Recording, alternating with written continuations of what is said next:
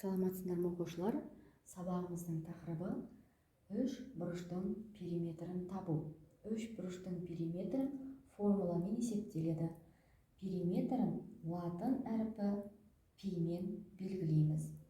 Үш бұрыштың қабырғаларын А, Б және С әріптермен белгілеп аламыз. Ал периметрін табу үшін үш бұрыштың қабырғаларының ұзындықтарының қосындысын айтамыз. Яғни бірінші қабырғамыз А қабырғасын қосамыз, және Б қабырғасының ұзындығын қосамыз, және С қабырғасының ұзындықтарын қосып шығамыз. Ал енді орнына қойып есептейміз.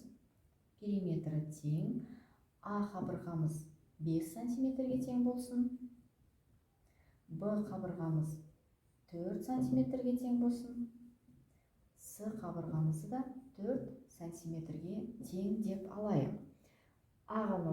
Енді мына формула бойынша орнына қойып есептейміз. А қабырғасы 5 сантиметрге тең. Б қабырғасы 4 сантиметрге тең. Және С қабырғамыз да 4 сантиметрге тең. Барлығын қосып есептейтін болсақ, 13 сантиметр шығады екен. Үш бұрыштың периметрі 13 сантиметр.